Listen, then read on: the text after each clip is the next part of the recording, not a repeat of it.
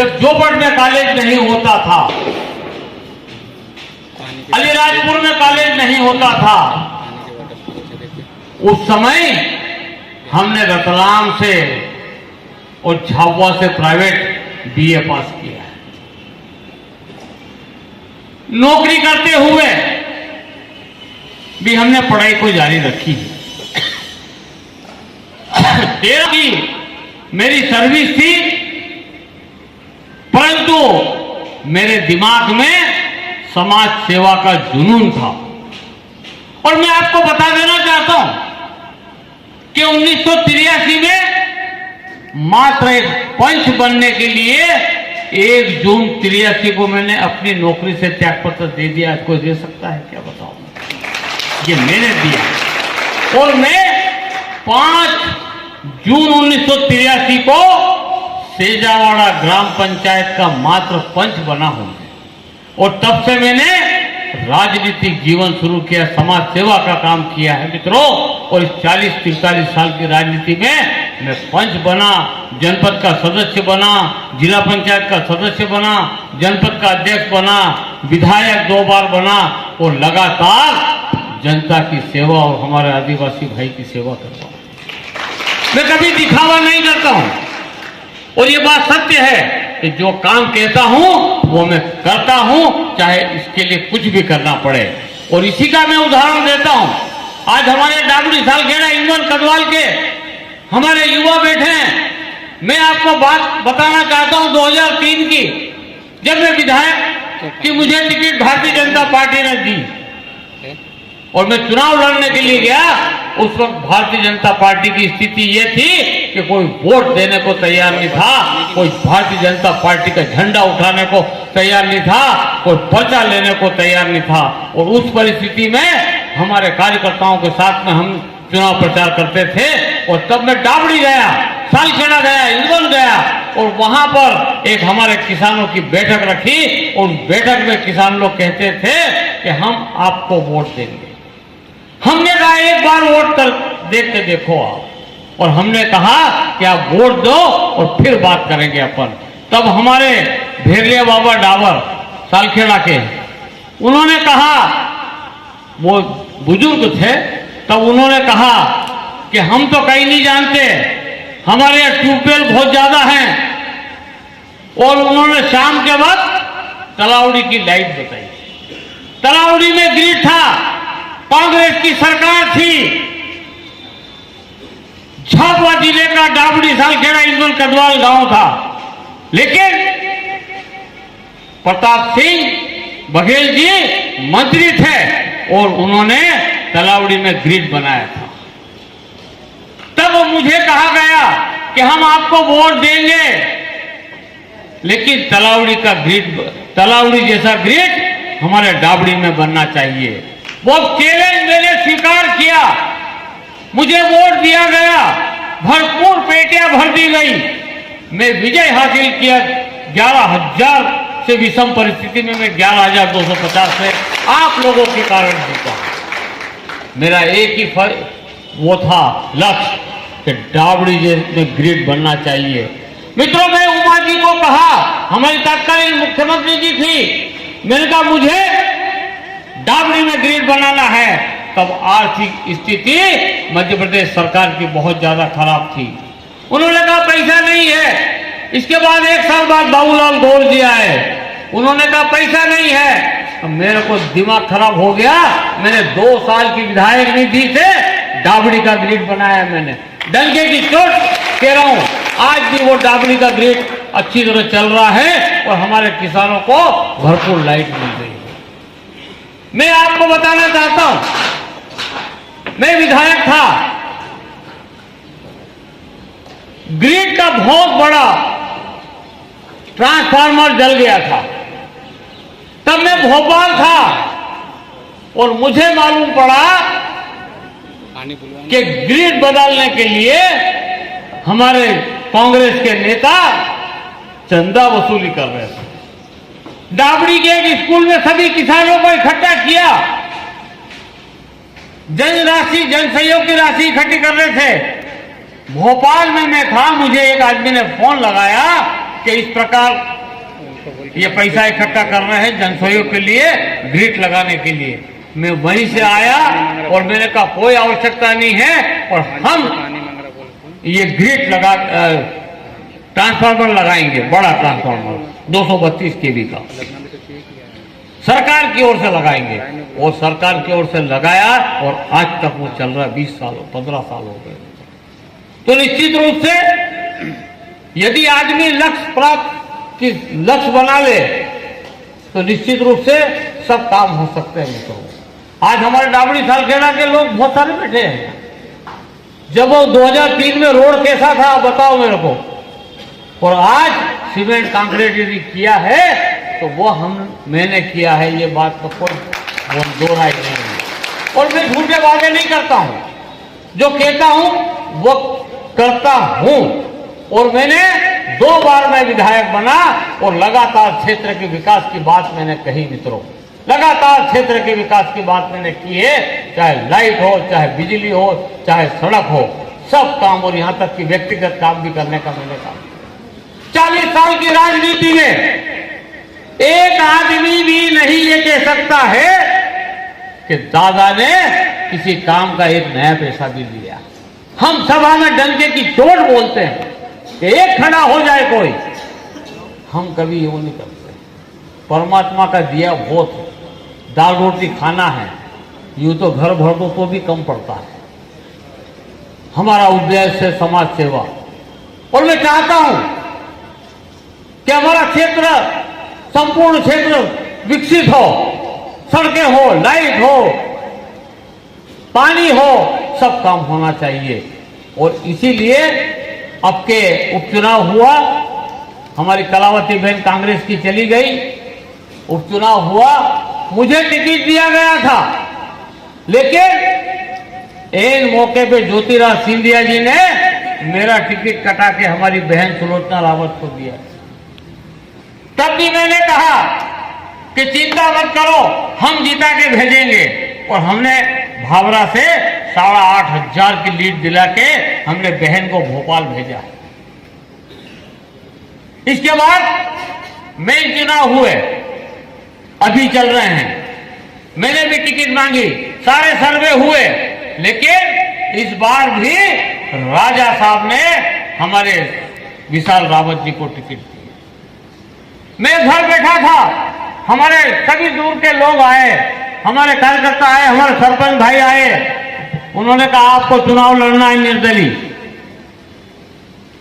मैंने कहा ठीक है, यदि आप चाहते हो तो अपन लड़ लेंगे, अपने को तो समाज की सेवा करना है, क्षेत्र का विकास करना है।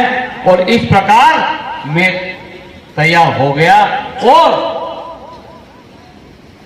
मुझे समझाने के लिए बहुत लोगों ने, पदाधिकारियों ने, नेताओं ने, मंत्रियों ने प्रयास किए। मैंने एक ही बात कही कि सभी सरपंच और सभी पदाधिकारी को पूछो, यदि वो कहते हैं तो मैं काम खींचने को तैयार हूं। लेकिन इन्होंने एक ही कहा कि आपको चुनाव लड़ना है, किसी भी प्रकार से चुनाव लड़ेंगे और अपन सब जीतेंगे। मित्रों, मैं इसलिए आज आपके बीच में आया हूं कि युवाओं की आवश्यकता है। मेरा चुनाव चिन्ह जो 4 सिंधी है, ये नया है और ये घर घर तक पहुंचाना है, तो ही अपन इतिहास रच सकते हैं। और मैं आज आया हूं, इतिहास बनाने के लिए आया हूं कि दोनों पार्टियां ये सोच ले कि हम जो कहेंगे वो होगा। हम कह रहे हैं, हमारी जनता जो कहेगी वो होगा, और ये दिखाने के लिए हम आए हैं। ये इतिहास बनाने का समय है मित्रों, और जब जब ऐसा स्थिति आई है, युवा ने ही इतिहास बनाया है। बूढ़ा आदमी इतिहास नहीं बना सकता है। इतिहास बनाने का काम है तो वो सिर्फ युवा कर सकते हैं। और इसी आशा विश्वास के साथ आज मैं आपके बीच आया हूं कि आप हमारे विधानसभा जोबट के युवा और होनहार हो और आप इतिहास बदल सकते हो। इस आग्रह के साथ मैं आपके पास यहाँ आया हूं। और ये बता देना चाहते हैं हम लोग कि अब वो स्थिति नहीं रही। एक समय ऐसा था कि कहते थे कि पार्टी यदि किसी गधे को भी खड़ा कर दे तो चुनाव जीत जाते हैं, वो स्थिति नहीं रही है। सब समझदार हो गए हैं, अपना भला बुरा सब समझ सकते हैं। रहा सवाल कि ये तब संभव होगा जब आप 17 तारीख के पहले आकर अपने और अपने परिवार और अपने मोहल्ले को आप बताएंगे कि ऐसा करना है, ये चुनाव का चिन्ह घर घर तक और अपने मनुष्य के हर खोपड़ी में पहुंचना चाहिए, तभी ये कुछ संभव हो सकता है। आज मैं आपको बता देना चाहता हूं, वास्तव में युवाओं की बहुत सारी मांग है, बहुत सारी परेशानी है। क्योंकि मैं स्वयं शिक्षक हूं, मेरे को भी पता है कि क्या स्थिति होती है और ये स्थिति को मैं बिल्कुल दूर करने का पूरा प्रयास करूंगा। मैं आपको बता देना चाहता हूं कि अभी हमारे भाई कह रहे थे कि जोबट में पीजी कॉलेज नहीं हुआ है, ये बिल्कुल सत्य बात है। 2014 में मैंने माननीय मुख्यमंत्री जी से कहा, 14 के पहले जोबट कॉलेज में मात्र 8 विषय था और ये हमने मुख्यमंत्री को अम्बार में कहा कि हमारा जोबट कॉलेज मुख्यालय का कॉलेज है और यहां पर सभी फैकल्टी होना चाहिए।